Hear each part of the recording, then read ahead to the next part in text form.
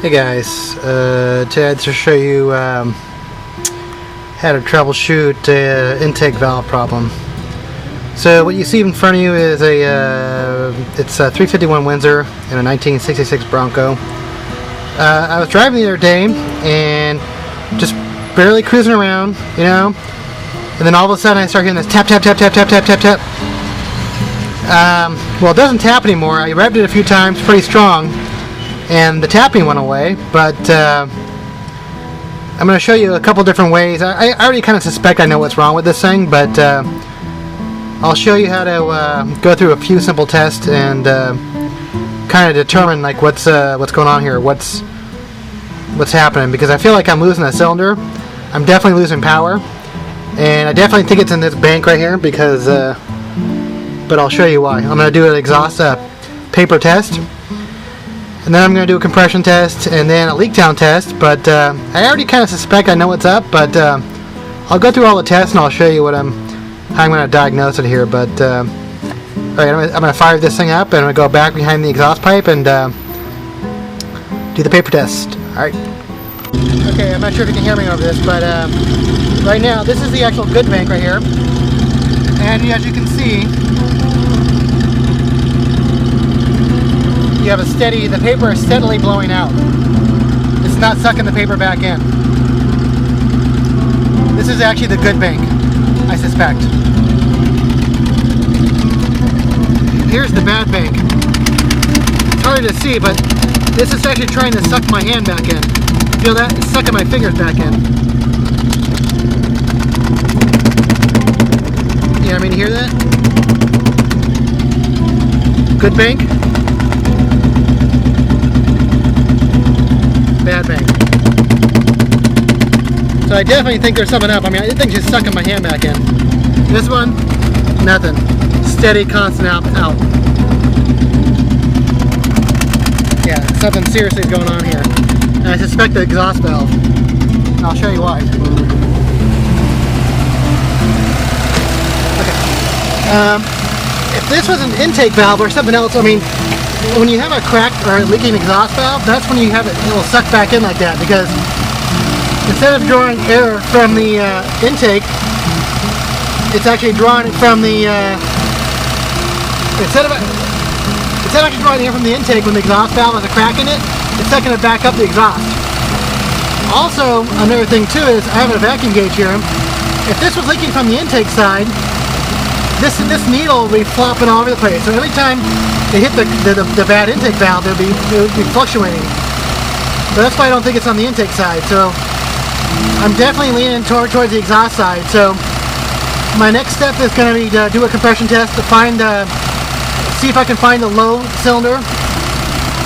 And if I can, the next thing I'm going to do is do a leak down test. And the leak down test will tell me if it's coming from the exhaust valve, the intake valve, or the cylinder. Alright. Okay guys, quick update here.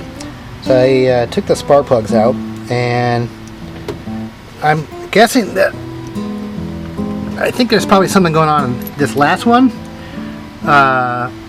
number 8, because this actually seems like it's kind of wet.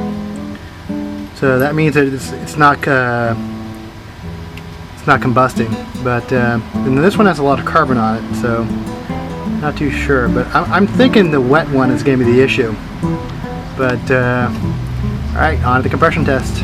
This update here. So just like I suspected, there's something definitely going on, and I don't know if you can see that readout in number 8 cylinder.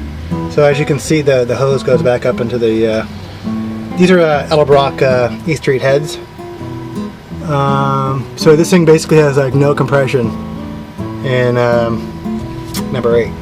So I'm going to test number 7 just to kind of show you what a good cylinder should look like compared to this thing here. But obviously this thing's building no compression. So I mean, if it's this bad, then there has to be an open valve or broken, you know, either a seriously cracked valve or a broken valve spring or something. But typically a broken ring, or I mean something like that, wouldn't, I mean unless there was actually a hole in the piston, but I mean you'd actually read a little bit more compression than this. So this definitely I think has to be a valve problem. So alright, I'll show you a good cylinder real quick. So I don't know if this thing is going to focus in on that, but that's actually what a good cylinder looks like right there. I mean, these aren't high compression pistons. I wanted to be able to use 87 gas in this thing, so I chose not to do high compression pistons. So next thing we're going to do is take off the valve cover and try to figure out what's going on with cylinder number 8. Alright. Okay guys, well, this is definitely not what I was expecting. I'm going to go down these cylinders. These are Scorpion rockers. Edelbrock E Street heads. Wow. Look at that last rocker, man. That's pretty freaking nuts. So, yeah, the push rod back in there, I don't know if you can see it, is freaking jacked. Hopefully I can get this thing out without having to freaking pull the head off, because that's going to be a suck. But, yeah, pretty freaking nuts there. Hopefully it didn't jack up my rocker arm too much, because these are brand new. I mean, probably 500 miles on them. Scorpions. I mean, they're not crazy expensive, and they're also not the cheapest either, but they're American made, and that's why I got them. So, what the hell could I mean? Is this just a weak freaking